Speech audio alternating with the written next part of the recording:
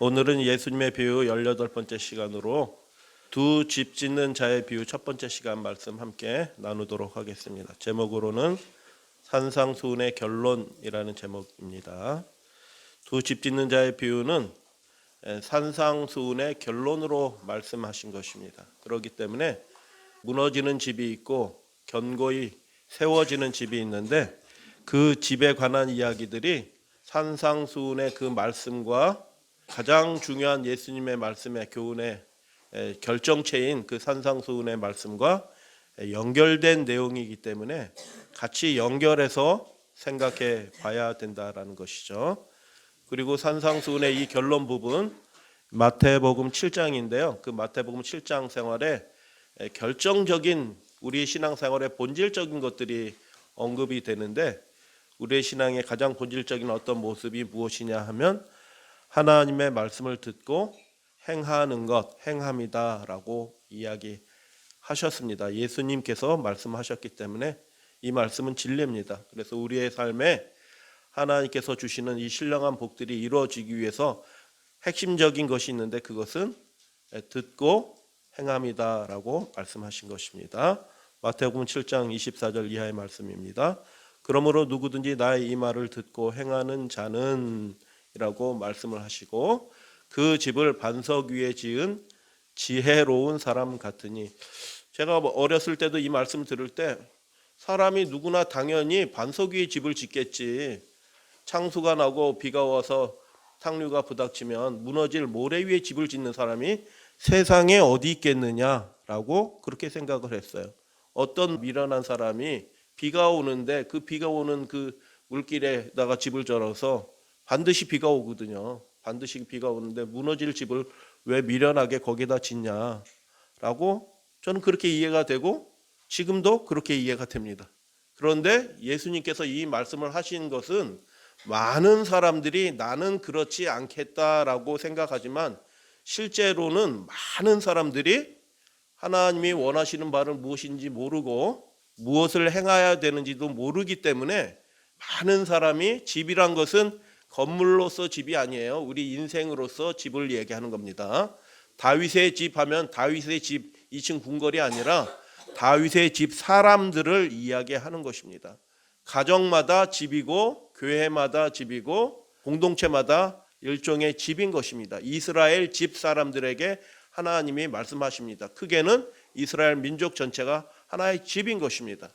그래서 무너지지 않는 집, 그런 인생을 세움을 받기 위해서는 가장 본질적인 것들이 해결이 되어야 되는데 당연히 전부 다 나는 무너지지 않는 집이 되길 원하는데 사람들이 그것을 어떻게 그 믿음의 집이 지어지는지 전혀 모르고 있고 그리고 무엇이 중요한지도 모르고 있기 때문에 많은 사람들이 예수님의 말씀의 비유로 말씀을 빗대어 말씀드리면 거의 대부분의 사람들이 실제로는 무너질 집을 짓고 있다라는 겁니다.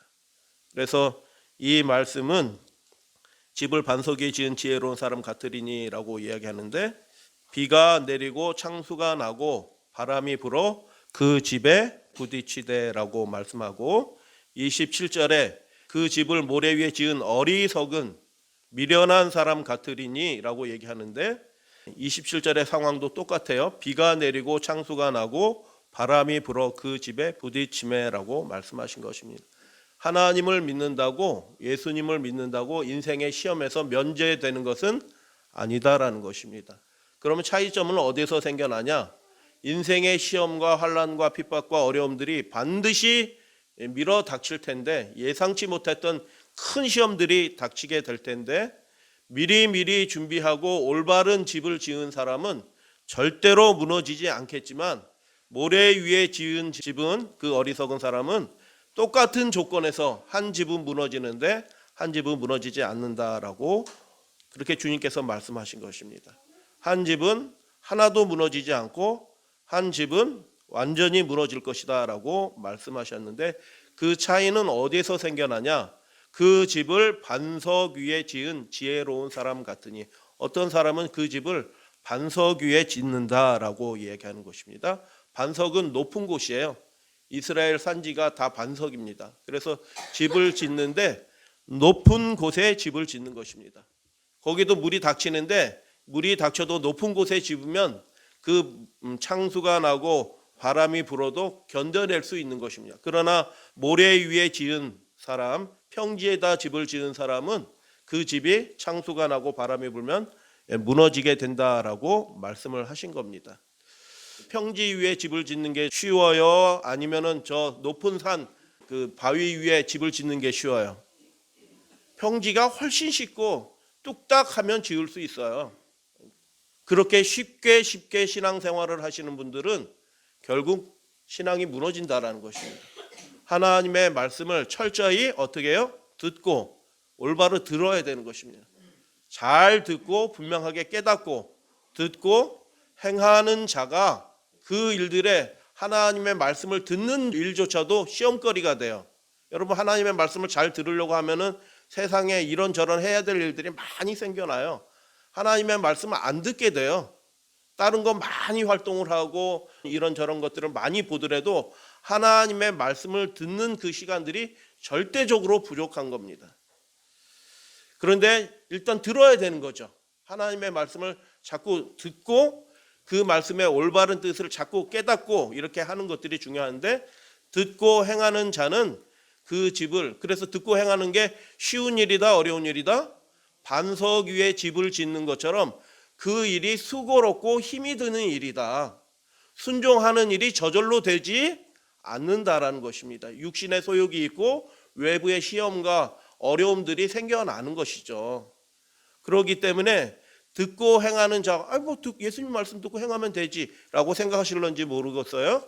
그러나 그 일들이 반석 위에 집을 짓는 것처럼 그 자재들을 다 올려서 그 높은 곳까지 운반해가지고 주초를 파고 기초를, 그 집의 기초를 그 위에 세우는 일들, 이 일들이 굉장히 수고로운 일이다. 근데 믿음의 집은, 무너지지 않는 믿음의 집은 그렇게 수고로이 행하는 집, 그 집만이 무너지지 않는, 영원히 서게 되는 복된 사람의 집이 될 것이다 라고 누가 말씀하셨어요? 예수님이 그렇게 말씀하신 것입니다. 듣고 행하는 게 그래서 쉬워요? 어려워요? 결단하지 않으면 안 되는 겁니다. 정말 하나님의 말씀을 내가 날마다 듣지 않고는 하루를 시작하지 않겠다라고 결단하지 않으면 하나님 말씀 없이 하루 이틀 일주일 한 달 그렇게 막 살게 되는 것입니다. 그 사람은 행할 것도 없어요. 왜요? 듣지 않는데 행할 게 뭐가 있어요? 아무것도 없는 것입니다. 그래서 여러분, 아무리 바쁘시더라도 내가 의식적인 결단을, 듣고 행하는 자, 의식적으로 그렇게 하기로 결정하시는 분, 바쁘죠. 해야 될 일 많고 피곤도 많고 마음이 분주한데 내가 한가로이 앉아서 하나님의 말씀을 읽고 기도할 시간이 어디 있어? 라고 생각하실 그때가 우리가 진짜 무너지지 않는 집을 짓는 그 시기이다, 기회다라고 생각하시고 그렇게 하셔야 될 줄로 믿습니다. 목요일 날 우리 선교여행 다녀오고 이렇게 구도자분들 모시고 이렇게 다녀왔는데, 속초까지 가는 그 차 안에서 제가 나눈 말씀은 그날 아침에 제가 읽은 말씀이에요. 제가 깊은 감화를 받은 말씀이에요. 구도자들 중에서 교회 안 다니시는 분도 계시고 일요일 교회 다니시는 분도 계시지만 어쨌간에 들어야 되는 것입니다. 그래서 제가 운전하면서 목소리를 크게 높여서 이게 하나님의 뜻입니다. 이렇게 하는 것이 참된 믿음입니다. 요즘 교인들은 대부분 유대인들의 관점에 보게 될 때 교인들이 아닙니다. 교회는 다니지만 하나님을 믿는 사람들이 실제로는 아닙니다. 제가 처음 보는 사람한테 그 얘기를 해야 되나요? 그런데 만날 기회가 그렇게 많지 않아요. 그냥 좋은 사람으로, 인상 깊게 그냥 좋은 사람으로 남는 방법은 많이 있어요. 좋은 얘기, 재밌는 얘기 해주면 아이고 저분 재밌는 분이네 하고 좋아라 하죠. 그런데 그 만남의 시간에 제가 진심으로 저분이 하나님이 어떤 분인지 알고 하나님 안에서 이루어지는 그 구원이 무엇인지 알고 믿음 생활을 시작하든 안 하든 이게 믿음 생활입니다라고 그것을 알려줘야 되겠다는 생각이 들었습니다. 그래서 여러분, 들을 귀 있는 분은 듣는 것입니다. 어쩔 수가 없어요. 이제 준비가 거의 끝나가는 시기이고 운명이 결정되는 시기인데 의식적으로 완전하게 결단하지 않고 뜨뜻미진하게 살 사람들은 구원받지 못해요. 그렇기 때문에 스스로도 각성하는 마음으로, 준비하는 마음으로 그분들께 권면을 드렸죠. 그 권사님에게 얘기하시죠. 뭐라고? 우리 목사님도 그런 얘기 하시더라고요. 교회만 다니면 다 구원받는 거 아니라고. 제가 드리는 말씀은 그런 말씀이 아니에요 하면서 제가 다시 한번 말씀을 드렸어요. 그 목사에게 의지하시면 구원받지 못할 가능성이 거의 100%입니다. 왜요? 제대로 된 하나님의 말씀을 정말 그대로 전하는 사람들이 이 시대에 없어요. 대부분 완만하게 깎아서 상대방 형편 가려서 그렇게 해주는 거죠. 권사님이 무슨 생각이 들어서 감사헌금을 드리셨는데, 항상 주님과 함께 감사하는 삶을 살게 하옵소서. 이 말씀대로 되길 원합니다. 주님과 함께 하는 일이 쉬워요, 어려워요? 쉽지 않은 결단들을 하셔야 된다는 거예요. 반석 위에 높은 곳에 집을 짓는 그 수고와 결단들을 하는 그 사람들이 창수가 나고 바람이 불어도 결코 무너지지 않는다.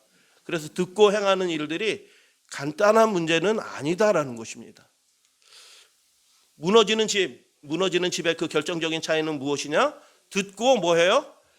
행하지 않는 것입니다. 아이고 하나님 아멘, 하나님이 이렇게 좋으신 분이군요, 은혜로우신 분이군요, 하나님 찬양합니다 하고 하나님이 명령하시는 그 일들에 대해서 별로 중하게 생각하지 않고 자기 방식대로 예전 습관대로 그대로 살아가는 것이죠. 그러면 평상시에는 몰라요. 여러분 이스라엘은 우기가 있어요. 우기와 건기가 있는데 건기에는 비 한 방울도 안 내려요. 진짜요. 하늘에서 비구름이 생겼다가 쭉 떨어지다 공기 중에서 말라버려. 비 한 방울도 안 내려요. 절대로 평지에다 집을 졌다고 손해보는 게 아닌 것처럼 보여요. 그러나 가을이 지나고 겨울이 시작이 되면서 우기가 닥치는데 그 지역은 바람이 엄청 불어요. 그리고 탕류가 생기는데 그 위에서 표토가 얇아요. 한 3cm, 4cm밖에 안 돼. 밑에는 다 돌이야. 위에 표토가 3cm, 4cm밖에 안 되니까 비가 좀 많이 내리면 그 표토를 다 돌멩이, 자갈 뭐 이런 것들, 흙 이런 거 쓸어서 쫙 흘러서 밑으로 내려오는 것입니다. 그 탕류를 견딜 집은 하나도 없습니다. 콘크리트로 지금 기술로 져도 콘크리트로 집을 져도 그 집은 무너져요. 낮은 곳에 집을 지면 그런 것입니다. 아무리 튼튼하게 잘 지어도 집 짓는 장소가 중요하다라는 것입니다. 결정적이다라는 것입니다. 우리의 인생의 집을 높은 곳에 세우시게 되기를 주님의 이름으로 축복합니다. 산상수훈의 내용을 잠깐 요약하겠습니다. 이 산상수훈의 내용이 이 집 짓는 사람의 이야기로 결론이 되는 거니까 집을 잘 짓는 사람은 이 산상수훈에 예수님께서 하신 말씀들이 이루어진다는 뜻이에요. 믿으시면 아멘. 여러분 이 산상수훈의 말씀이 우리 죄책감 가지라고 하신 말씀이 아니고 하나님의 약속이에요. 약속. 그분이 이렇게 해 주실 수 있다라는 약속의 말씀이니까 지금 많은 대부분의 교회들이 이 산상수훈의 말씀을 그냥 우리가 얼만큼 죄인인가 그것을 드러내는 말씀 정도로 가르치는데 그게 아니고요. 하나님께서 우리를 위해서 그분의 말씀을 듣고 행하려는 그 사람들에게 이 삶을 이루어 주시겠다라는 약속으로 여러분 한번 읽어보시게 되길 바랍니다. 그들은 세상의 소금과 빛인 것입니다. 완전해서 소금과 빛이 아니고 현재 동사로 돼 있어요. 지금 우리가 부족하더라도 하나님을 알고 예수님을 믿기 때문에 이미 그 상태로 세상에 우리 동네가 아니고 온 세상에 소금과 빛이다라고 그렇게 말씀을 하셔요. 그들은 원수도 사랑한대요. 아 이거 좀 벌써 곤란해지기 시작하네. 이거 안 되는 거죠 라고 가르칩니다. 대부분 거의 99.9%가 안 되는 것으로 가르쳐요. 근데 여러분 이 말씀을 듣고 뭐 하는 자가 되어야 된다고요? 행하는 자가 될 수 있다라고 주님께서 약속해 주시는 말씀이에요. 그러니까 안 된다라고 가르치시는 분들은 예수님과 전혀 다른 입장에 서 있는 거예요. 그렇게 신앙생활을 100만 년 한다고 할지라도 그 사람은 구원받지 못해요. 무너지는 집이 되는데 어떻게 구원을 받겠어요? 여러분 원수라도 사랑하실 마음이 있으십니까? 우리는 있어요. 근데 그게 잘 안 되죠. 그것들을 극복하는 전적인 굴복하는 일들이 높은 곳에 집을 짓는 거예요. 쉽지 않아요. 말씀을 듣고 행하기가. 미워하는 게 훨씬 더 쉬워요. 저주하는 게 훨씬 쉽다니까요. 그래 너는 너대로 살아라 하는 것이 훨씬 더 쉬운데 하나님의 나라의 백성들은 그 원수도 어떻게 한다? 네, 사랑하는 사람이다라고 예수님이 그렇게 말씀을 들려주셨고 우린 들었잖아요. 그러면 어떻게 된다고요? 행하게 된다. 이 땅에 하나님의 나라가 세워지기를 간절히 기도합니다. 재물이 아니라 하나님의 나라를 추구합니다. 이 세상 모든 사람들이 자기 성공을 위해서 일합니다. 그러나 하나님의 백성들은 무엇을 일해요? 그분의 나라가 이루어지게 되기를 추구하면서 계획을 그렇게 세우는 거예요. 재정 계획을 세우지 말라? 재정 계획을 잘 세워야 됩니다. 인생 계획을 세우지 말라? 아주 잘 세워야 되는 거예요. 그러나 내 인생의 재정 계획이나 인생 계획을 세울지라도 우리가 궁극적으로 추구하고 매일 매순간 추구하는 것은 하나님의 나라이다라고 그렇게 말씀하셨어요. 이 세상 사람들은 다 재물 추구합니다. 자기 성공과 자기 만족을 위해서 추구합니다. 그들은 세상 일로 염려하지 않습니다. 아멘. 장로님이 또 경험의 말씀해 주셔서 감사합니다. 염려해도 되지도 않는 것도 실제로 많아요. 대부분이 그래요. 왜 염려하지 않습니까? 하나님이 살아 계시고 그분의 내 인생의 주인이시고 내 집에 세우시는 분이시니 하나님이 이미 다 알고 계시니 하나님 안에서 마음을 그 염려를 내려놓는 것입니다. 전적인 신뢰 관계에 들어가는 그 일들이 쉽다 어렵다? 내가 염려하는 게 훨씬 더 쉬워요. 내가 염려해서 꼼지락거리면서 동분서주하면서 뭐 일을 처리하고 왔다 갔다 하는 게 훨씬 쉽다고요. 그렇게 하는 게 습관이 돼 있다고요. 그런데 예수님은 뭐라고 말씀하시냐면 너 그렇게 지렁이 같은 야고바 너 꼼지락대면서 왔다 갔다 하지 말고 뭐 하라? 하나님을 신뢰하는 방법을 너는 배워야 된다. 그렇게 해야 할 때야 비로소 염려하는 일에서 노임을 얻게 된다라고 말씀을 해주시는 거예요. 그들은 다른 사람을 비난하지 않습니다. 확 찔리네. 세상 사람 같으면 안주거리로 우리는 반찬거리로 그 사람은 어떻고 저 사람은 어떻고 이렇게 많이 하는데 비난하지 않는 거죠. 왜냐하면 하나님의 마음이 영이 있는데 예수 그리스도께서 그 사람을 피로 사셨는데 그 사람을 위해서 해주시고 계시는 그분의 계획이 아직도 진행 중인데 내가 어떤 한 시점을 딱 잘라서 그 사람의 생애를 판단하는 일들을 어떻게 해요? 하지 않는 겁니다. 제가 화폐에다 전화해가지고 어떤 분들에 대해서 제가 말하고 싶은 분들이 있어요. 교회에 해가 돼 그분들은 활동할수록. 그런데 제가 그 일들을 하지 않아요. 왜 하지 않아요? 그 사람에게도 하나님이 계획을 가지시고 인도하시고 그 시점에서 내가 그 사람을 정죄하고 판단하지 않도록 전화하는 게 쉬워요? 전화 안 하는 게 쉬워요? 전화하는 게 훨씬 쉬워요. 그 사람 그런 사람이다. 근데 예수님은 높은 곳에 반석 위에 집을 짓는 게 말씀을 듣고 행하는 게 어떻게 쉽다고 어렵다고요? 자기 기분대로 다 하면 그 사람은 평지에 쉽게 집을 짓는 사람이에요. 그 믿음의 집은 멀쩡해 보이지만 환란이 닥치고 어려움이 닥칠 때 완전히 무너지는 집이다. 거룩한 것을 추구합니다. 구원의 좁은 문으로 들어가는 사람입니다. 이 말씀을 들은 그 유대인들은 하나님을 세상에서 지금으로 기준으로 해서도 너무너무 하나님을 잘 경외하는 사람들이에요. 성전에 가서 어디 딴 말하고 왔다 갔다 하는 사람이 어디 있어요? 성전에서 생각도 못하는 그런 사람인데 예수님이 그렇게 하나님을 잘 경배하고 율법을 잘 아는 그 사람들에게 뭐라고 말씀하시냐면 좁은 문으로 들어가라.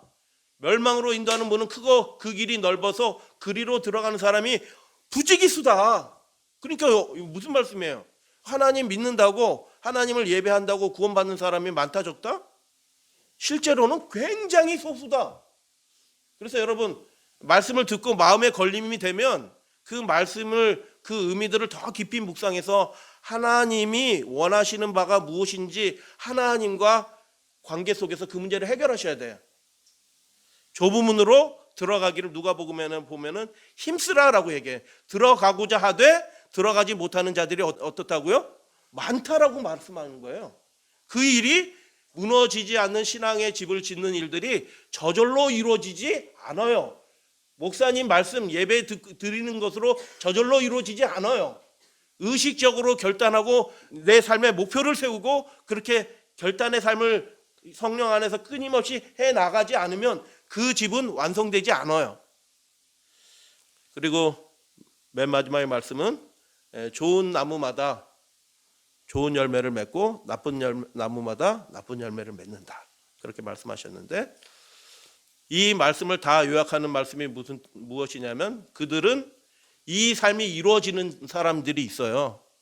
이 놀라운 하늘의 사람들의 축복의 삶이 이루어지는 사람이 있는데, 그 사람들은 어떤 사람들이 이 놀라운 예수님이 말씀하시는 그 산상수훈의 이 말씀이 이루어지는 축복을 누가 경험하냐? 예수님이 이 맨 마지막에 비유로 말씀하시는데, 듣고 하나님 믿는 게 그냥 낮은 수준의 삶이 아니구나. 지금 내가 이대로 신앙생활하면 우리 집은 무너지는 집이 되겠구나. 내가 이렇게 신앙생활을 해서는 안 되는 거구나. 자녀들에도 올바른 믿음을 가르쳐 줘야 되겠구나. 그렇게 하지 말라라고 권면해야겠구나 라는 생각이 번뜩 들게 하는 말씀이 산상수훈 5장 6장의 말씀이에요. 육신의 노력으로는 절대로 천국에 들어가지 못하겠다라는 예수님의 선언입니다. 육신은 절대로 그 좁은 문, 천국의 문을 통과해서 들어가지 못해요. 그러면 어떻게 해야 돼요? 듣고 행하는 자인데, 그 듣고 하면 자기 힘으로 다 그렇게 되느냐? 그렇게 우리의 의지를 하나님께 온전히 드리면, 굴복하면 하나님의 영이 역사해서 그 일들을 이룰 수 있도록 천사들이 돕고 성령 하나님께서 우리를 힘있게 해주셔서 그 일들이 이루어지게 되어 있다라는 그런 말씀이에요. 동의하시면 아멘. 그래서 여러분, 산상수훈의 5장 6장 7장의 말씀의 결론이 뭐예요? 듣고 행할 수 있다. 이 복된 삶이 나의 가정의 그 높은 수준의 삶이, 예수님이 보여주셨던 그 아름다운 모본의 삶이 우리 가정에도 우리가 듣고 행하려고 우리의 의지를 하나님께 드리면 그 일들이 이루어질 수 있다라는 말씀이에요. 산상수훈의 내용들을 다시 한번 정리해 드릴게요. 넓은 길이 있네요. 쉬워요, 가기가. 신앙생활 사람들이 그리로 많이 가니까 재미도 있어요. 사람들이 그리로 많이 가니까. 좁은 길로 걸어가는 사람이 있고, 나쁜 열매를 맺는 사람이 있고, 좋은 열매, 하나님 앞에 드릴 수 있는 좋은 열매. 여러분, 하나님 앞에 첫 열매 드리는데 거기 흠집 난 거 드릴 수 있어요, 없어요? 못 드려요. 좋은 열매로 드리는 거예요. 나쁜 열매는 성전 안으로 아예 들어가지를 못해요. 좋은 열매가 하나님 앞에 드려지는 것이죠. 넓은 길 나쁜 열매를 맺는 사람들은 주여 주여라고 말만 하고 나름대로 봉사도 해. 그러나 주의 뜻을 행하지는 않아요. 하나님의 뜻이 뭔지도 모르고 그것을 모르니까 행하지도 않아. 그래서 모래 위에 집을 짓는 사람이다라고 말하고, 좋은 열매 좁은 길을 걸어가는 사람들은 반석 위에 집을 짓는 사람이다라고 그렇게 말씀드리는 거예요. 어리석은 사람이다라고 말하고 지혜로운 사람이다라고 말해요. 지금 그렇게 사는 삶이 높은 곳에 믿음의 집을 짓는 게 애통하는 거거든요. 내 육신의 죄가 하나님 앞에 고백되고 엎드려져야 되는 경험이 있어야지 그 일들이 이루어지기 때문에 애통하는 일들이 있어요. 근데 예수님은 뭐라고 말씀하시냐면 그 사람이 복 있다라고 말씀하시는 거예요. 그 사람이 지혜로운 사람이다. 그래서 여러분, 신앙생활을 하는데 자꾸 예외가 생기면, 특별히 바리새인과 율법사들이 신앙생활을 하는데 예외를 자꾸 만들었어요, 실제로. 근데 예외가 자꾸 생겨나면 그 예외 때문에 우리가 믿음의 집을 어디에다 져요? 모래 위에 집을 짓는 사람처럼 되는 거예요. 결단의 순간이 오게 될 때 예외를 허락하지 않도록 내가 하나님 안에서 굳은 결심을 하고 그 순간에 성령 안에서 기도하시고 하나님의 뜻을 선택하는 그 고통스러운 과정이 나를 지혜로운 집 짓는 자로 만들어주는 것입니다. 그래서 제가 초등학교, 중학교 때 이 말씀을 들을 때, 저런 사람이 어디 있어? 홍수나면 다 무너지는데 왜 저따 집을 져? 라고 그렇게 생각했던 일들이, 신앙생활을 하고 하나님의 말씀을 살펴봤더니 그 일들이 대부분의 사람들이 실제로는 다 모래 위에 집을 짓고 있구나. 목사들도, 많은 목사들이 같이 무너질 집을 짓고 있구나 라는 생각을 하게 되었습니다. 산상수훈의 이 결론부, 7장 이 결론부에서 길 이야기도 나오죠. 열매 이야기도 나오죠. 입술로 공언하는 이야기도 나오죠. 집 짓는 얘기 나오죠. 이 이야기들을 예수님이 연달아 이렇게 해주시면서 계속해서 이 결론부에 반복되는 단어들이 있어요. 반복되는 단어는 중요하다는 의미잖아요. 밑줄 쫙 거라라는 의미잖아요. 7장 17절에 보면 좋은 나무 나쁜 나무 이야기를 보면 좋은 나무마다 아름다운 열매를 뭐하고 맺고 못된 나무가 나쁜 열매를 뭐하고 맺나니 저절로 그렇게 된다는 거예요. 좋은 나무가 나쁜 열매를 맺을 수 없고 못된 나무가 아름다운 열매를 맺을 수 없느니라. 아름다운 열매를 맺지 아니하는 나무마다 하나님이 어떻게 하신다고요? 찍어 불에 던지신다라고 말씀하셨어요. 예수님은 사랑의 하나님 아니시는 거예요? 예수님은 이걸 말씀하신 것입니다. 하나님 앞에 아름다운 열매를 맺어야 된다. 이 맺는다란 말이 헬라어로 포이에오인데 포이에오라는 말이 행한다는 의미예요. 그래서 아름다운 열매를 행하고 아름다운 열매를 행하지 않는 사람마다 찍어 불에 던지겠다라는 그런 뜻이에요. 맺는다란 말이 행한다라는 그 동사하고 똑같은 동사예요. 근데 나무랑 관계되었기 때문에 맺고라고 얘기를 하는데 실제로는 같은 단어예요. 한 단어란 말이에요. 그 밑에 말씀을 살펴보겠습니다. 나더러 주여 주여 하는 자마다 천국에 다 들어갈 것이 아니요. 들어간다는 얘기예요. 어쩌면 들어간다는 얘기예요. 못 들어간다는 뜻이에요. 주여 주여 하는 것으로는 조건이 안 된다는 거예요. 진짜 하나님의 나라에 들어가기 위한 그 충족 조건은 무엇이냐면 내 아버지의 뜻대로 열매 맺는 자라야 들어갈 것이다 라고 그렇게 말씀하신 것입니다. 행하는 자라야 포이에오 열매 맺는 자라야 들어갈 것이다. 예수님의 재림하시는 그날에 어떤 사람들이 이렇게 얘기할 것이다. 주여 주여 우리가 주의 이름으로 주의 이름으로 선지자 노릇했어. 훌륭해요 안 훌륭해요? 훌륭하죠. 존중받아요? 존중받았죠. 주의 이름으로 많은 권능을 행했대요. 훌륭해요 안 훌륭해요? 훌륭하죠. 근데 그것이 아무런 소용이 없다. 어떻게 된다면 아버지의 뜻을 이루는 그 일에 협력하는 일이 아니고 그것이 자기 꿈과 자기 소견대로 옳은 대로 행한 거면 주의 이름으로 무슨 일을 해도 죽은 자를 살릴지라도 그 일들은 하나님의 뜻과 아무 상관이 없으니 내가 그때 저희에게 밝히 말하되 나는 너를 모른다 떠나가라 하리라 라고 주님께서 그렇게 말씀하신 거예요. 반복되는 말이 뭐예요? 그러므로 누구든지 나의 이 말을 듣고 뭐 하는 자는 행하는 자는. 이 산상수훈의 결론의 말씀이 뭐예요? 핵심이 우리의 삶의 실제적인 열매로 보여지는 어떤 삶으로 우리의 삶이 갖춰지고 드러나게 하나님이 도와주신다. 그렇게 드러나는 사람들이 천국에 들어가게 될 것이다 라는 것입니다. 여러분 주변 분들 내가 완전해서 이 말씀을 전할까요? 제가 예수님처럼 이렇게 됐기 때문에 이 말씀을 전할까요? 아니요. 예수님이 우리에게 보여주신 말씀이 이거이기 때문에 말씀 드리는 거예요. 이 말씀이 이루어지는 사람이 반석 위에 집을 짓는 지혜로운 사람이 되고 구원받는 사람이 되고 천국에 들어가는 사람이 될 것이다 라고 말씀하시는 거예요. 행하는 것이 결정적인 것입니다. 행함으로 이루어지게 된다라는 그런 말씀이죠. 그래서 지혜로운 건축자는 요약해 보도록 하겠습니다. 지혜로운 건축자는 어떤 사람이에요? 행하는 자인 것입니다.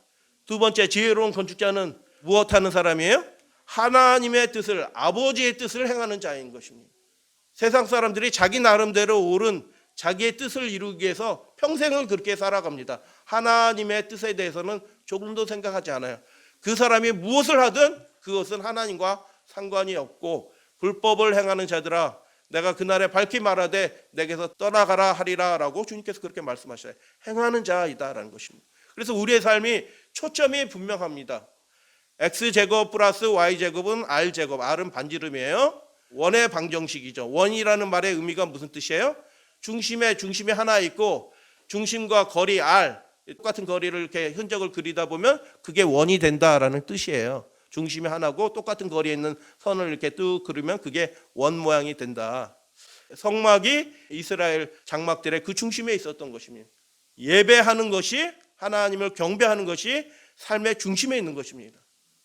우리가 그렇게 하나님께 예배하는 그 일에 성공해야 되고 경배하는 그 일을 자녀들에도 그렇게 가르쳐 주셔야 되는 것입니다. 하나님의 보좌가 우리 계시록에서 계속 살펴보았죠. 하나님의 보좌가 피조물의 중심에 있어요.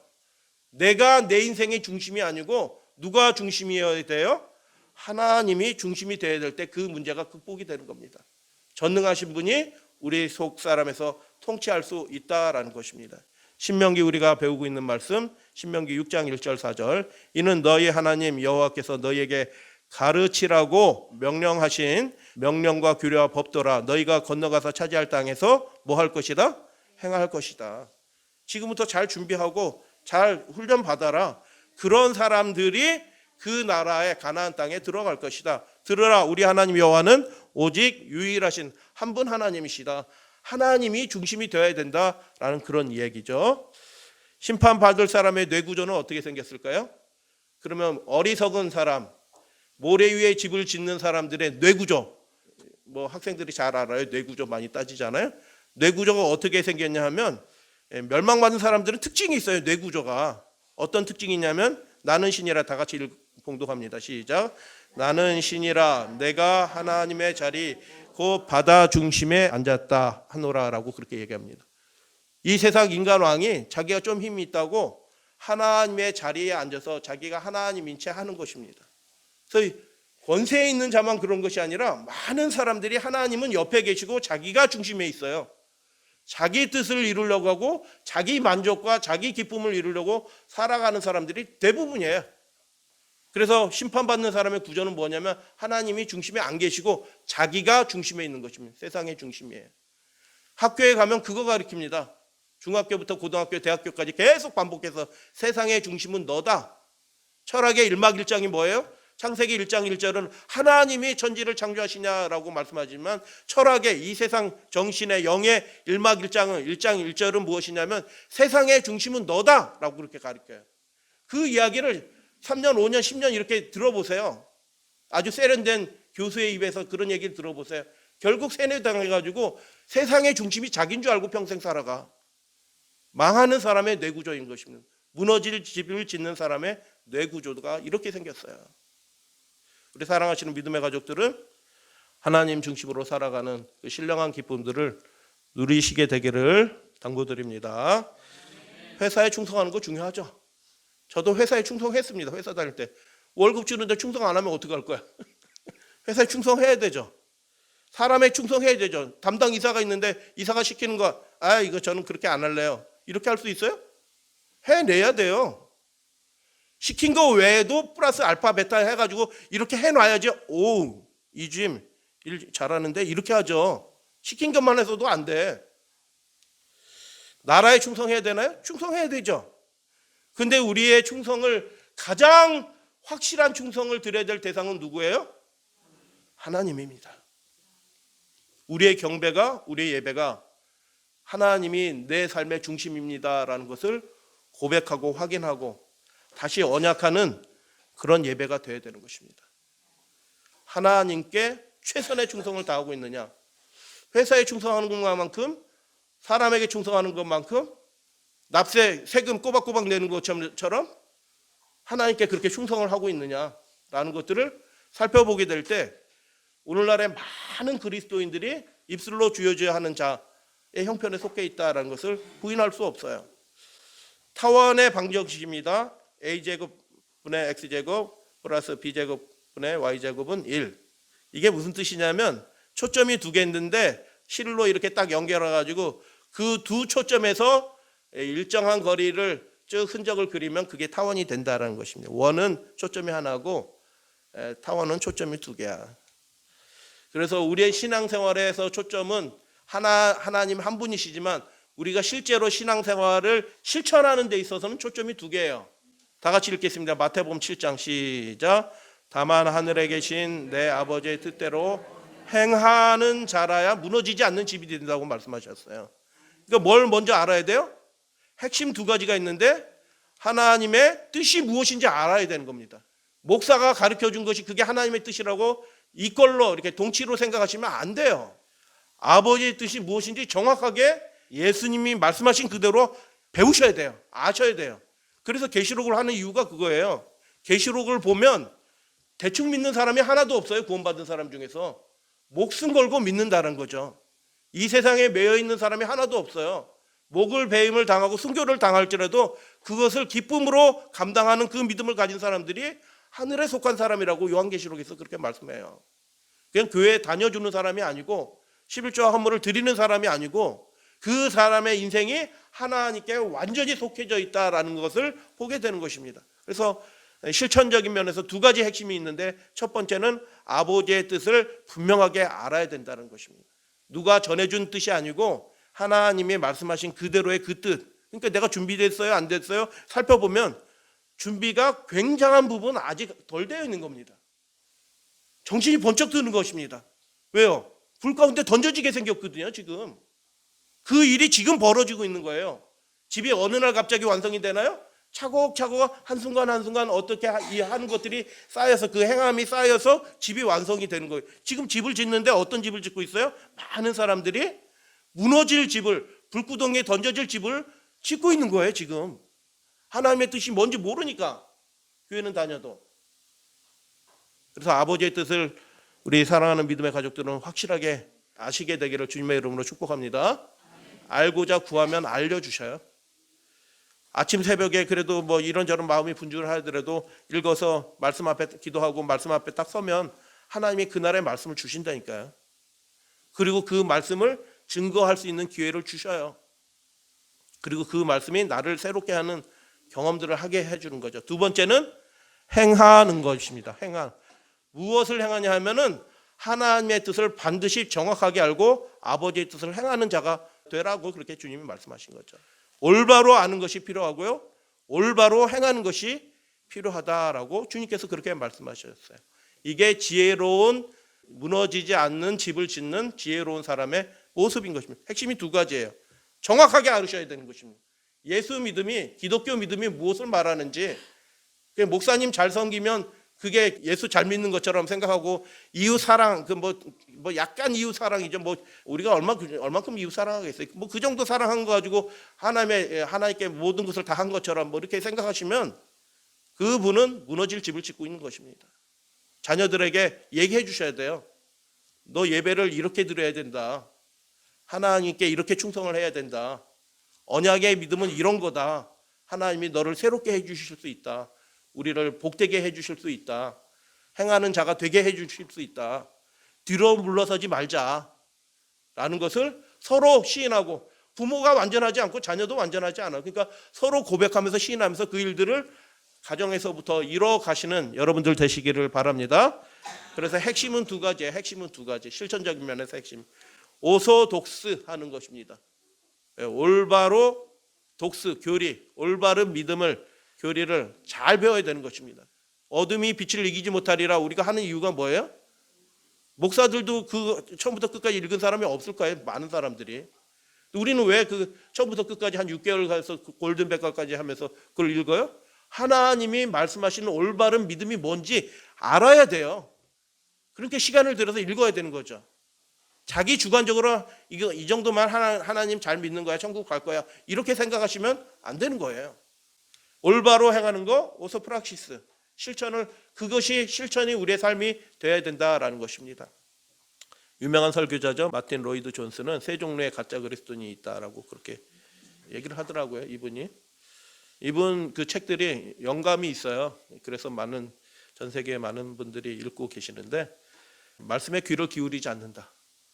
구약 성경의 말씀 이야기할 경우인데 그 하나님의 말씀을 음악 듣는 것처럼 듣는다. 아, 이거 말씀 잘하시네 저 목사님. 그렇게 듣는데요. 하나님이 망하는, 무너지는 집이 된 이스라엘과 유대를 향해서 하나님의 말씀을 어떻게 듣는다고요? 너희가 음악 듣는 것처럼 내 말을 들었다, 이렇게 얘기합니다. 하나님의 말씀에 귀를, 저분이 무슨 말씀을, 하나님 말씀인데 무슨 얘기를 하지 하고서 귀를 쫑긋하는데 육신이 피곤하라 잠이 오긴 하죠. 그걸 제가 모르겠어요. 저도 뭐 군대 갔을 때 안식일날 교회 나와가지고 안 졸려고 맨 앞자리에 앉아가지고 안 졸려고 목사님 말씀 잘 들으려고 맨 앞에 앉았는데 군대 제대할 때까지 한 번도 안 빼고 100% 잤다니까요. 안 자려고 맨 앞에 섰어요. 맨 앞에 딱 가가지고 이렇게 하고 한데 목사님이 안녕하십니까 복된 안식일입니다 하면 기립해서 참여해야 돼. 그때 목사님이 무슨 말씀했는지 하나도 기억나는 게 없어. 근데 하나님이 연약한 저를 긍휼히 보신 것 같아요. 그래도 들으려고 애는 썼다 네가. 말씀에 귀를 기울이시는 여러분들 되시길 바랍니다. 두 번째, 말씀을 자기 편한 대로 생각하는 겁니다. 하나님의 뜻이 엄중한 거라는 것을, 높은 수준이라는 것을 그렇게 인정하지 않아요. 세 번째, 말씀을 듣고도 인격과 생활에 도무지 변화가 없어요. 불행한 그리스도인인 것입니다. 하나님이 살아계신 분인데 그 살아계시는 하나님을 만나는 경험이 없는 그리스도인, 불행한 그리스도인이다라고 이야기할 수 있는 것입니다. 높은 곳에 집을 지으라. 쉽다? 어렵다? 쉽지 않다. 결코 쉽지 않다. 근데 의식적으로 그렇게 결단을 하다 보면 하나님이 도와주시다 그 일들이 점점 잘 이루어지는 놀라운 신령한 기쁨들을 경험하게 돼요. 우리 권면하도록 하겠습니다. 잘 지어봅시다. 아멘. 그렇게 하는 것이 지혜, 살리는 길이에요. 사는 길이에요. 우리는 그리스도의 말씀에 산상모훈이죠. 149쪽. 순종함으로써 그분 위에 집을 짓게 됩니다. 예수 그리스도 반석이신 그분 위에 집을 짓는 사람은 어떤 사람이냐? 그리스도의 그분의 말씀. 쉬워요? 어려워요? 원수를 사랑하라? 근데 순종하려고 행하는 그 사람들이 집을, 무너지지 않는 집을 짓는 사람이다. 그 지역에는 완전히 돌로 지은 집들도 있었다. 1000년을 그 집들은 견뎌왔다. 그 집들은 수고와 고생을 하면서 지어진 집들이다. 안 무너지는 이유들이 있다는 거예요. 높은 곳에 수고하면서 땀을 흘리면서 지은 집이기 때문에 안 무너진다. 하나님이 그 집의 중심에 계시니까 하나님이 계신데 무너지면 되겠어요? 안 되겠어요? 안 무너진다. 근데 그 중심에 모시는 일이 쉽다? 어렵다? 하나님이 저 멀리 계셨다 점점 가까이 와서 내 삶의 중심에 딱 자리 잡는 일들이, 극복해야 될 많은 부정해야 될 일들이 있어요. 내가 하나님을 굴복해야지 그게 되는 거거든요. 근데 그 일들이 이루어지면 1000년이 가도 무너지지 않는 집을, 자녀 대대손손으로 하나님께 복을 받는 신령한 집을 짓게 된다. 그렇게 되시기를 축복합니다. 우리 그런 집들을 다 짓고 계신 줄로 믿습니다. 그 집들은 접근하기 쉽지 않은 높은 곳에 위치하고 있다. 인기가 없다. 왜 이렇게 신앙생활 너무 이렇게 고리타분하게 따분하게 어렵게 해? 라고 하는 그런 신앙생활이다. 그러나 하나님과 언약을 맺었기 때문에 대충 살 수 없다라는 것입니다. 의를 행하는 자가 의로운 사람입니다. 아멘. 의를 행하는 자, 다른 사람을 구원하려고 애를 쓰는 사람, 친절을 베풀고 자비를 베풀고 긍휼함을 나타내는 그 사람이 의를 행하는 자고, 그 사람이 의로운 사람입니다. 내가 나쁜 짓 하나도 안 했어, 이게 하나님 앞에 의가 아니다라고 말씀해요. 하나님처럼 그 사람을 구원하기 위해서 친절과 사랑으로 대하는 그게 우리의 의가 되는 것입니다. 거룩하게 되는 것은 황홀경에 빠지는 것이 아닙니다. 거룩하게 되는 것은 모든 것을 하나님께 바친 결과입니다. 이거 좀 곤란하지 않나요? 완전히 내 생각과 모든 것들을 하나님께 다 굴복해야 된대요. 모든 일이 다 끝나고 잠깐 쉴 때 이것저것 자기가 원하는 대로 육신의 소욕대로 이것저것 눈에 안목의 정욕에 속한 것들을 볼 수 있어요, 없어요? 볼 수 있어요. 그러나 하나님의 거룩하신 부르심이 있기 때문에 내 눈에 파수꾼을 세우고 내 입에 파수꾼을 세우고 내 손에 파수꾼을 세워서 그렇게 하지 않는 것입니다. 하늘에 계신 우리 아버지의 뜻을 행하는 것입니다. 너희 육신이 연약함으로 내가 사람의 예대로 말하노니, 전에는 너희가 너희 지체를 부정과 불법에 어떻게 했다고요? 드려 불법에 이른 것 같이. 불법에 이르게 되는 과정이 뭐예요? 우리가 부정과 불법에 우리의 삶을, 우리의 의지를 드려 그렇게 행했기 때문에 불법에 이뤘다라고 얘기하는 겁니다. 불법에 이른 게 마귀가 우리를 끌고 가서 그런 게 아니고, 내가 동의하고 내가 그렇게 결정해서 내가 그렇게 행했기 때문에 우리 인생이 불법에 이르고 무너진 집이 됐다라는 거예요. 결정적인 선택권은 누구에게 있어요? 우리 자신에게 있다는 뜻입니다. 그러나 이제는 너희 지체를 하나님께 종으로 드려. 할렐루야, 아멘.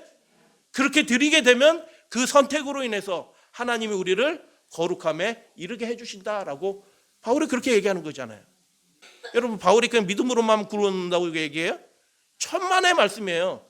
아주 실천적이고 구체적인 거 얘기해요.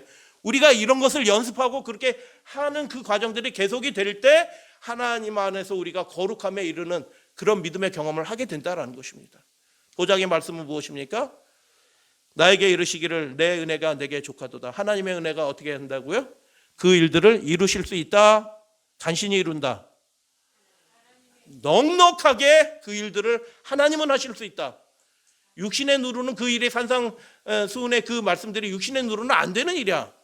그러나 하나님의 은혜가 나를 온전히 사로잡게 된다고 하면 그 일이 아주 쉽게 이루어지게 될 것이다. 하나님이 하시니. 할렐루야 아멘.